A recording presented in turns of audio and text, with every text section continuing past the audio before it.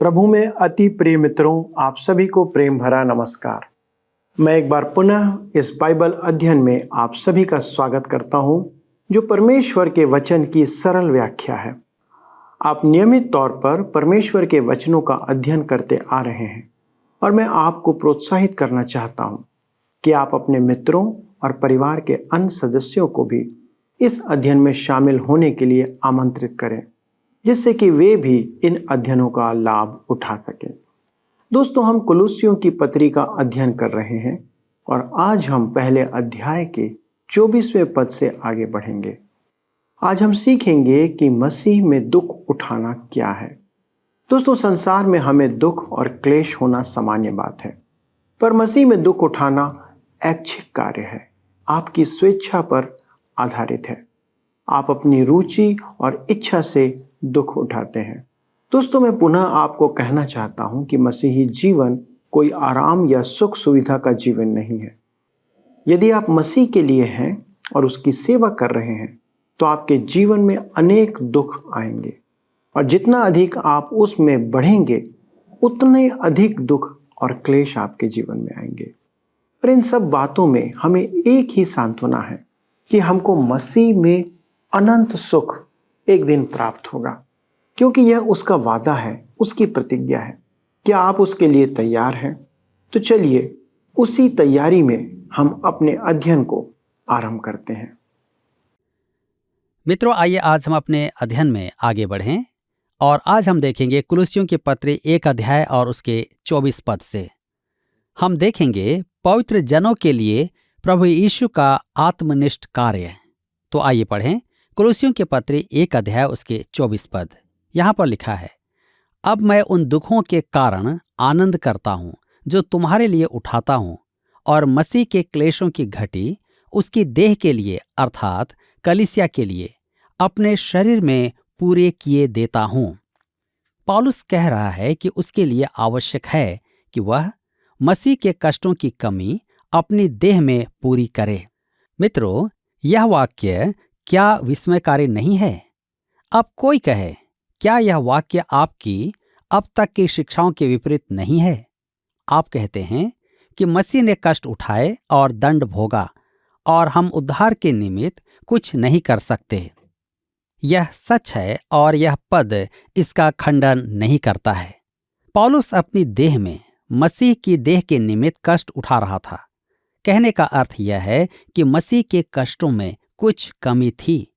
इसका एक और अर्थ है, पौलुस के लिए वरन विश्वासियों के लिए आवश्यक है कि वे उस कमी को पूरा करें। दूसरे शब्दों में, जब पौलुस उस कलीसिया के लिए कष्ट उठा रहा था, तो उससे मसीह के कष्ट पूरे हो रहे हैं। यह आश्चर्य की बात है, क्योंकि हमने अभी अभी देखा है कि इस पत्री में मसीह की परिपूर्णता पर ध्यान आकर्षित किया गया है। कुलुस्सियों की पत्री 2 अध्याय उसके 9 पद में लिखा है, क्योंकि उसमें ईश्वरत्व की सारी परिपूर्णता सदेह वास करती है। सब कुछ उसी में केंद्रित है, वह सब पर प्रधान है। तथापि यहाँ ऐसा प्रतीत होता है कि अभी भी कुछ करने की आवश्यकता है। मेरे प्रियो, पौलुस यह पत्र बंदी गृह से लिख रहा है। वह कहता है कि उसने अपने सब कष्ट पूरे कर लिए हैं। आपको स्मरण होगा कि प्रभु यीशु ने हनन्याह से कहा था कि पौलुस को उद्धार प्रदान करने का कारण था कि वह पौलुस का उपयोग करेगा।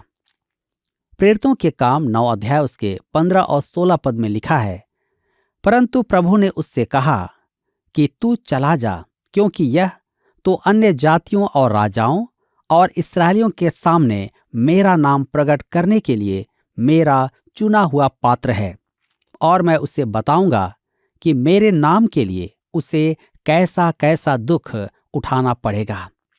अब पौलुस बंदी गृह में है और कहता है कि उसने उसे पूरा किया है। इस पद पर विचार करते समय मैं अति स्पष्ट कहना चाहता हूं, पौलुस के कष्ट उद्धार के निमित्त नहीं थे। जी हां, उसके कष्टों से ना तो उसे और न ही अन्य किसी को उद्धार प्राप्त हुआ था। पौलुस मसीह के उद्धार कार्य में मनुष्य के कष्टों का नहीं, वरन प्रभु यीशु के क्रूस, मृत्यु और उसके लहू की ही चर्चा करता है। कष्ट दो प्रकार के होते हैं, सहकारी कष्ट और मध्यस्थता का कष्ट। मसीह ने हमारे लिए जो कष्ट उठाया था वह मध्यस्थता का कष्ट था। हम मसीह के कष्टों को दो वर्गों में विभाजित कर सकते हैं। इन दोनों में सुस्पष्ट अंतर है। मसीह ने जो हमारे लिए कष्ट उठाए थे वे मध्यस्थता के कष्ट थे, और मसीह के कष्टों को भी दो वर्गों में रखा जा सकता है जिनमें सुस्पष्ट अंतर है। आइए हम देखें। पहला, मसीह के वे कष्ट जो उसने उठाए, परंतु हम उनमें सहभागी नहीं हो सकते हैं। उसने मानव रूप में कष्ट उठाया, उसने मानवीय कष्ट सहे, उसने बैतलहम में जन्म लेकर 2023 वर्ष पूर्व मनुष्य के कष्टों का अनुभव अपनी देह में किया। जन्म के समय क्या वह अन्य शिशुओं के समान रोया था? मैं इस विषय पर सोचता हूं और मानता हूं कि वह रोया था।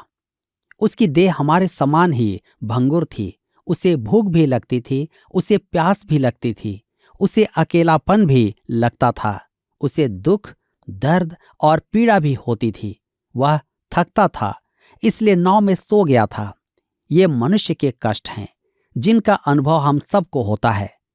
गलातियों की पत्री 6 अध्याय उसके 5 पद में पौलुस लिखता है, हर एक व्यक्ति अपना ही बोझ उठाएगा। कुछ ऐसे कष्ट हैं जो केवल हम ही व्यक्तिगत रूप से उठा सकते हैं। हम अकेले जन्मे हैं। हमारा प्रभु यीशु भी अकेला जन्मा था। हम कष्ट का अनुभव भी अकेले ही करते हैं। जीवन की कुछ समस्याएं होती हैं जिन्हें केवल हमें ही सहन करना है और अकेले ही करना है। एक ऐसा दुख भी है जो हमारे साथ कोई नहीं बांट सकता है। यदि हम बीमार हो जाएं तो हमारा स्थान कोई नहीं ले सकता है। एक बार बहुत तेज बारिश हो रही थी और मेरा बेटा बीमार पड़ गया।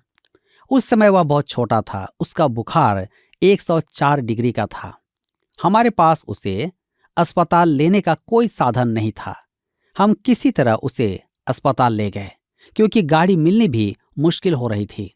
मुझे ऐसा लग रहा था कि उस समय यदि मुझे उसका स्थान लेने के लिए कुछ भी करना पड़ता तो मैं करता।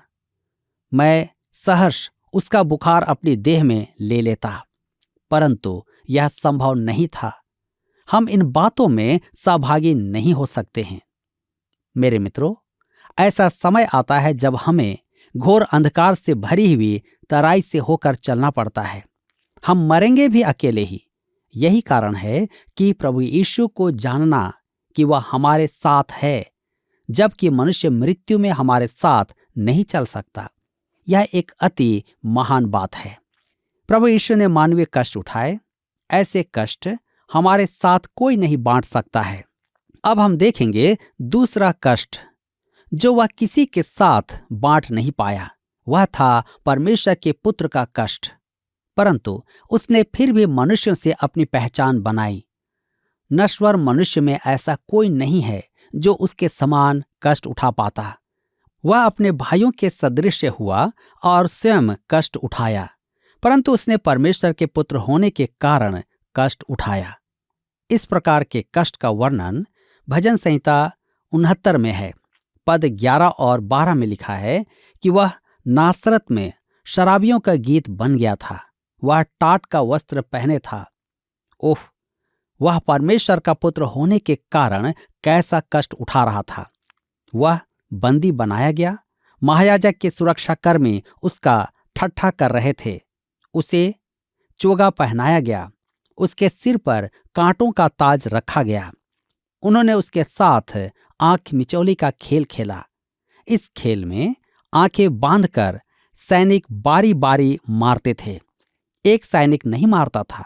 तब आंखों से पट्टी हटाकर पूछा जाता था कि वह कौन सा सैनिक है जिसने उसे नहीं मारा। यदि वह सही नाम भी बता देता तो भी वे उसे स्वीकार नहीं करते। वे फिर से उसकी आंखों पर पट्टी बांधते और नए सिरे से खेल आरंभ करते। उन्होंने उसे मारते मारते ऐसा कर दिया कि उसका चेहरा मनुष्य का सा नहीं दिखता था। उन्होंने उसके चेहरे का रूप बदल दिया था। उसने ऐसे कष्ट उठाए जो मनुष्य ने कभी नहीं उठाए थे, क्योंकि वह परमेश्वर का पुत्र था। फिर उसने संसार के पापों के लिए बलि बनकर कष्ट उठाया। वह परमेश्वर का मेमना था जो जगत के पापों को उठा ले गया। हम में से कोई भी उन कष्टों में सहभागी नहीं हो सकता है। जी हाँ, हम उसकी मृत्यु को समझ सकते हैं कि वह हमारे लिए मरा। हम यह भी मानते हैं कि वह हमारे स्थान पर मरा, परंतु हम उसकी मृत्यु में प्रवेश नहीं कर सकते। वह अकेला ही क्रूस पर चढ़ा। वह परमेश्वर द्वारा त्याग दिया गया था, मनुष्य द्वारा भी त्यागा जा चुका था। उसका लहू शहीद होने का नहीं, वह बलि का लहू था। मेरे मित्रों, क्रूस पर 3 घंटे मनुष्य ने बुरे से बुरे व्यवहार उसके साथ किया। सुबह 9 बजे से 12 बजे तक मनुष्य ने यथासंभव दुष्टता की सीमा पार की। 12 से 3 बजे तक अंधकार छाया हुआ था। इस समय परमेश्वर जो अपनी ओर से इच्छा कर रहा था, वह क्रूस पर वेदी बन गया, जिस पर जगत के पाप उठाने वाला मेमना बलि किया गया, परमेश्वर का मेमना। पहला पत्रस 3 उसके 18 पद में लिखा है, मसीह ने भी अर्थात अधर्मियों के लिए धर्मी ने पापों के कारण एक बार दुख उठाया ताकि हमें परमेश्वर के पास पहुंचाए। वह शरीर के भाव से तो घात किया गया, पर आत्मा के भाव से जिलाया गया। यह ऐसा कष्ट था जिसे आप और मैं उठा नहीं सकते थे।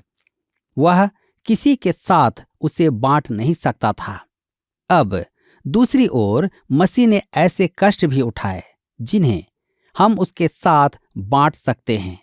ये वे कष्ट हैं जिन्हें पौलुस पद 24 में व्यक्त करता है। धार्मिकता के निमित्त कष्ट उठाना। नासरत के आराधनालय में ईश्वर ने कहा, यूहन्ना रचित सुसमाचार 8 अध्याय उसके 40 पद में, परंतु अब तुम मुझ जैसे मनुष्य को मार डालना चाहते हो, जिसने तुम्हें वह सत्य वचन बताया जो परमेश्वर से सुना। ऐसा तो अब्राहम ने नहीं किया था। उसने धार्मिकता के कारण कष्ट उठाए और हमें कहा गया है कि हमें भी ऐसे ही कष्ट उठाने होंगे। पत्रस कहता है, पहला पत्रस 3 उसके 14 पद में, यदि तुम धर्म के कारण दुख भी उठाओ तो धन्य हो। दूसरा तीमुथियुस 3 के 12 में पौलुस युवा तीमुथियुस से कहता है, परंतु जितने मसीह यीशु में भक्ति के साथ जीवन बिताना चाहते हैं वे सब सताए जाएंगे। मैं आपको बता देना चाहता हूं कि यदि आप परमेश्वर के लिए जी रहे हैं, यदि आप सत्य के लिए खड़े हैं, तो आपको अनदेखा किया जाएगा। परमेश्वर की संतान सांसारिक प्रतिष्ठा के निमित्त अनदेखा की जाती है। परमेश्वर की संतान को मनुष्य कोसकर मान सम्मान देता है, खिलाड़ियों की प्रशंसा होती है, हास्य कलाकारों को सराहा जाता है, राजनेताओं को मान प्रदान किया जाता है। यदि आप संसार में सत्य के लिए खड़े होंगे तो आप धर्म के कारण सताए जाएंगे। परमेश्वर की संतान को प्रशंसा प्राप्त नहीं होगी। पौलुस इस सत्य से परिचित था, अतः उसने रोमियो की पत्री 8 के 36 पद में लिखा, तेरे लिए हम दिन भर घात किए जाते हैं, हम वध होने वाली भेड़ों की नाई गिने गए हैं। परमेश्वर का नाम लेने वालों के भाग में यही है। जी हाँ, सुसमाचार सुनाने के निमित्त मसीह की पहचान के अनुपात में कष्ट उठाना। पहला यूहन्ना 4 के 17 में यूहन्ना लिखता है, इसी से प्रेम हम में सिद्ध हुआ कि हमें न्याय के दिन हियाव हो, क्योंकि जैसा वह है वैसे ही संसार में हम भी हैं। प्रभु यीशु ने अति स्पष्ट कह दिया था यूहन्ना 15 उसके 18 और 19 पद में, यदि संसार तुमसे बैर रखता है तो तुम जानते हो कि उसने तुमसे पहले मुझसे भी बैर रखा। यदि तुम संसार के होते तो संसार अपनों से प्रीति रखता, परंतु इस कारण कि तुम संसार के नहीं वरन मैंने तुम्हें संसार में से चुन लिया है, इसीलिए संसार तुमसे बैर रखता है। यदि आप संसार के नहीं हैं तो संसार आपसे बैर रखेगा। संसार में एक मसीही जन की ख्याति मसीह के साथ उसके नाम के विपरीत अनुपात में है। यदि आप संसार में गणमान्य हैं तो मसीह के समक्ष मान्य नहीं है। मसीह के समक्ष स्थान पाने के कारण आप संसार में प्रशंसा के पात्र नहीं होंगे। परमेश्वर की संतान को अपना अधिकृत स्थान प्राप्त करके मसीह यीशु की पहचान में बढ़ना है। जब हम मसीह के लिए कष्ट उठाते हैं तब मसीह यीशु भी हमारे साथ कष्ट उठाता है, कलीसिया के साथ कष्ट उठाता है। मेरे मित्रों, आपको स्मरण होगा कि दमिश्क के मार्ग पर प्रभु यीशु ने पौलुस से कहा था, शाऊल शाऊल तू मुझे क्यों सताता है। यह सुनकर वह युवा फरीसी आश्चर्य में पड़ गया। वह तो सोच रहा था कि वह मसीह के अनुयायियों को सता रहा था, परंतु वह प्रभु यीशु को सता रहा था। पहला पत्रस 4 उसके 12 और 13 पद में पत्रस यही कहता है, हे प्रियो, जो दुख रूपी अग्नि तुम्हारे परखने के लिए तुम में भड़की है, इससे यह समझकर अचंभा न करो कि कोई अनोखी बात तुम पर बीत रही है, पर जैसे जैसे मसीह के दुखों में सहभागी होते हो आनंद करो, जिससे उसकी महिमा के प्रकट होते समय भी तुम आनंदित और मगन हो। एक बात तो निश्चित है, यदि आज सुसमाचार का विस्तार होना है तो किसी को तो कष्ट उठाना होगा। स्वर्गीय जॉर्ज गिल ने कहा, जब एक बच्चा संसार में जन्म लेता है तो स्त्री को पीड़ा उठानी होती है। आज नया जन्म कम होने का कारण है कि विश्वासी पीड़ा सहन करने के लिए तैयार नहीं है। कष्ट उठाना सबकी पसंद नहीं है, परंतु पौलुस इस पद में यही कहता है, हम सब नव जागृति देखना चाहते हैं। हम प्रफुल्लित होकर गवाही देने और परमेश्वर के लिए जीने की बातें कहते हैं, परंतु मेरे मित्रों, यदि सुसमाचार को बढ़ना है और मनुष्य का उद्धार होना है तो किसी को तो कीमत चुकानी होगी। आप परमेश्वर के वचन को फैलाने में कितनी कीमत चुका रहे हैं? क्या आप सुसमाचार के लिए कष्ट उठाने के लिए तैयार हैं? कुलुस्सियों की पत्री 1 अध्याय के 25 पद में लिखा है, जिसका मैं परमेश्वर के उस प्रबंध के अनुसार सेवक बना जो तुम्हारे लिए मुझे सौंपा गया, ताकि मैं परमेश्वर के वचन को पूरा पूरा प्रचार करूं। ध्यान दीजिए, प्रबंध अर्थात भंडारीपन। परमेश्वर इस संसार के साथ अलग अलग भंडारीपन का व्यवहार करता है, परंतु वे सब मसीह में मुक्ति पर आधारित हैं। इस संसार में यीशु के जन्म से पूर्व वे विश्वास रखकर एक मेमना बलि चढ़ाते थे और मसीह उन्हें उद्धार प्रदान करता था, क्योंकि वह एक दिन अपनी जान देने वाला था। पुराने नियम में यह परमेश्वर का प्रबंध था। हम आज मेमना बलि नहीं करते, क्योंकि मसीह आ चुका है, जो एक ऐतिहासिक तथ्य है। हमें जो करना है वह यह है कि उसमें विश्वास करना है। लिखा है, मैं परमेश्वर के उस प्रबंध के अनुसार सेवक बना जो तुम्हारे लिए मुझे सौंपा गया। पौलुस कुलुस्सी की कलीसिया के अन्य जातीय विश्वासियों को लिख रहा था कि वे इस नए प्रबंध के भाग हैं, वे कलीसिया के सदस्य हैं। तब वह कहता है, परमेश्वर के वचन को पूरा पूरा प्रचार करूं। यह एक ऐसी बात है जो पुराने नियम में अव्यक्त थी, परंतु अब परमेश्वर ने कहा कि सुसमाचार अन्य जातियों में सुनाया जाए। कुलुस्सियों के पत्र 1 के 26 में लिखा है, अर्थात उस भेद को जो समयों और पीढ़ियों से गुप्त रहा, परंतु अब उसके उन पवित्र लोगों पर प्रकट हुआ है। ध्यान दीजिए, भेद वह बात है जो पुराने नियम में प्रकट नहीं किया गया था, परंतु अब प्रकट किया गया है।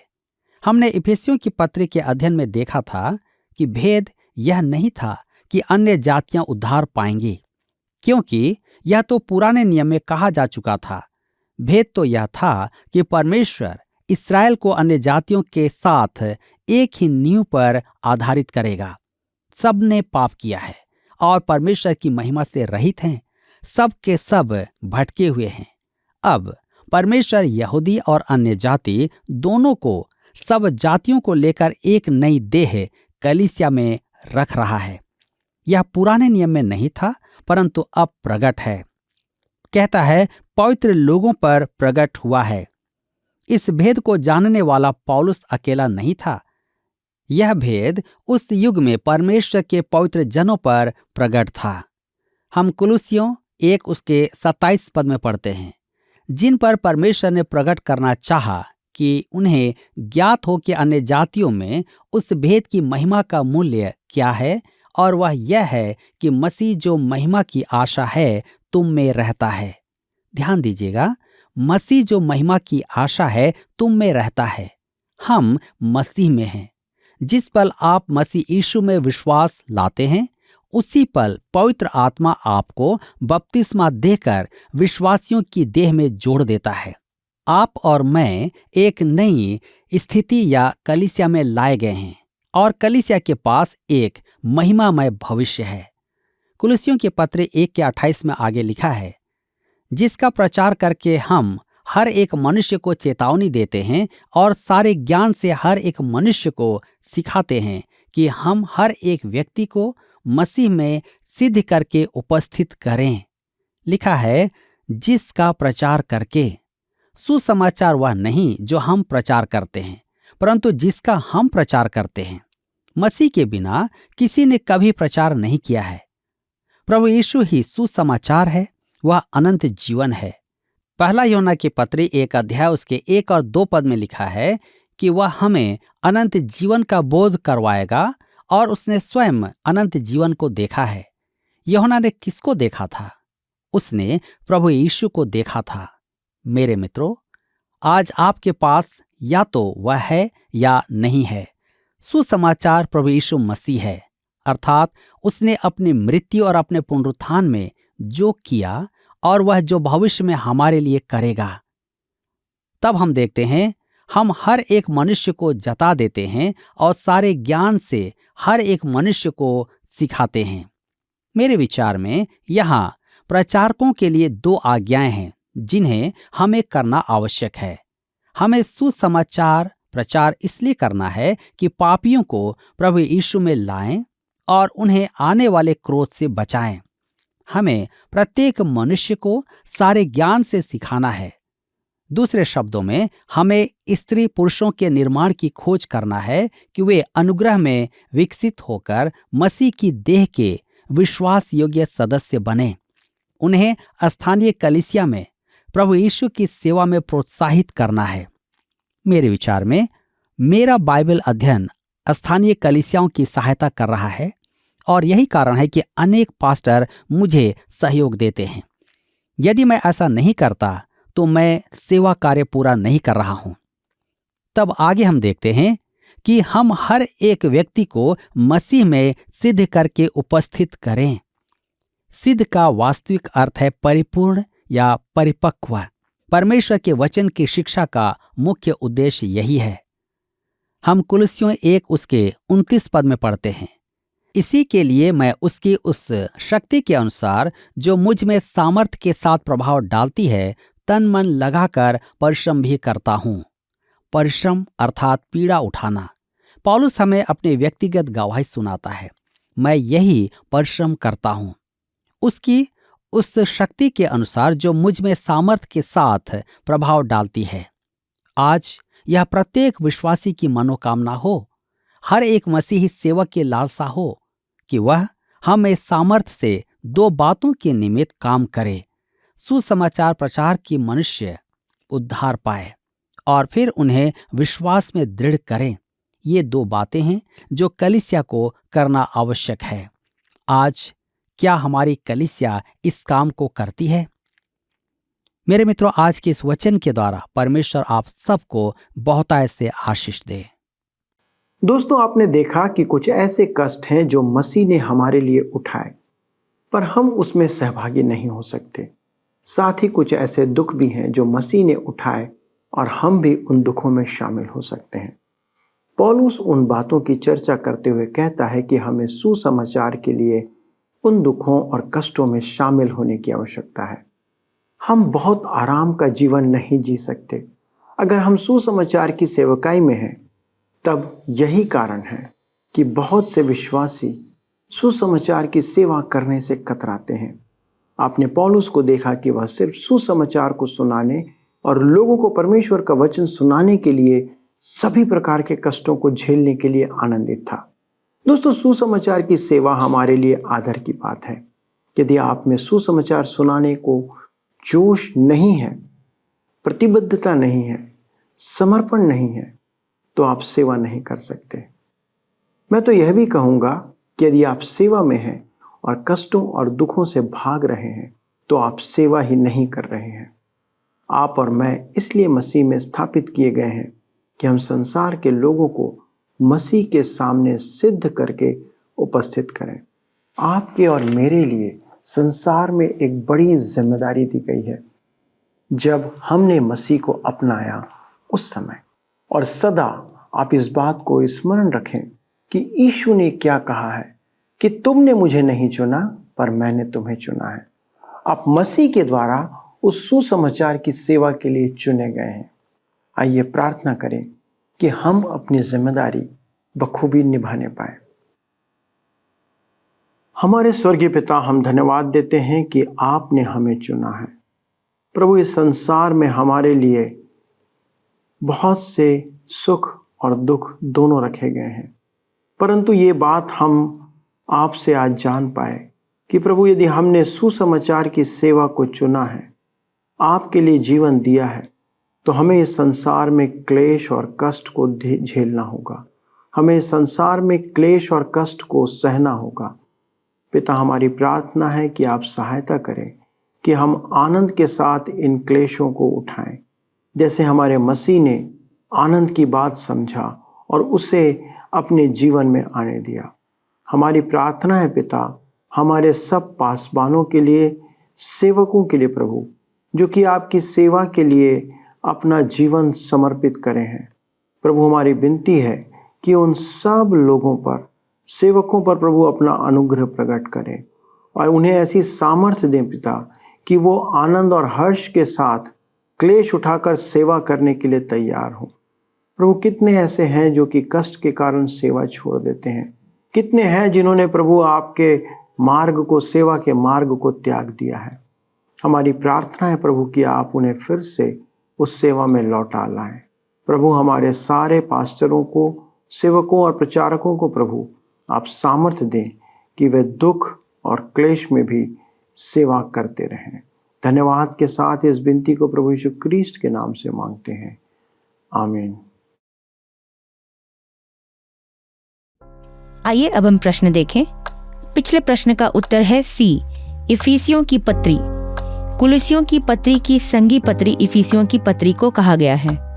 आज के अध्ययन पर आधारित प्रश्न है, प्रभु यीशु ने दर्शन में किससे कहा था कि पौलुस के उद्धार प्राप्त करने का कारण है कि वह मेरे लिए दुख उठाएगा? ए हनन्या, बी शाऊल, सी यूहन्ना, डी शमौन। मित्रों, इस प्रश्न का उत्तर हमें कल सुबह 6 बजे से पहले विकल्प ए, बी, सी या डी के साथ अपना नाम, पता, स्थान के साथ 9651433397 पर SMS या व्हाट्सएप करें। सभी विजेताओं को विशेष पुरस्कार प्रदान किए जाएंगे। धन्यवाद। क्या आपको यह कार्यक्रम पसंद आया? अभी हमें एक मिस कॉल करें और आप अगले विजेता हो सकते हैं।